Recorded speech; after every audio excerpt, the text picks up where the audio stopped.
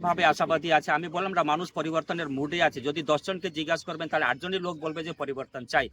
কেননা বিগত ৩৪ বছর মানুষ বামপন্থীদেরকে দেখেছে এবং ১৫ বছর ধরে এখানে টিএমসি কে মানুষ ভুগছে। কোনো শিল্প নেই, কিছু নেই। শিক্ষা, স্বাস্থ্য সব আইসিইউতে চলে গেছে। আজকে যদি আপনি শিক্ষা বলেন তাহলে ৮ সাড়ে ৮,০০০ প্রাইমারি স্কুল বন্ধ হয়ে গেছে। তারপরে কোনো স্কুলে দেখবেন, আমি গিয়েছি মেটলিতে ১,০০০ ছাত্রছাত্রী আছে, মাত্র ৪ জন শিক্ষক-শিক্ষিকা আছে। তার মানে শিক্ষাকে তো মানে তলানিতে নিয়ে গেছে। যে সময় পশ্চিমবঙ্গে কলকাতা ইউনিভার্সিটি স্থাপনা হয়েছে সেই সময় নর্থ ইস্টে জঙ্গল ছিল। আজকে নর্থ ইস্ট শিক্ষাতে কত এগিয়ে গেছে, আমরা পিছিয়ে যাচ্ছি।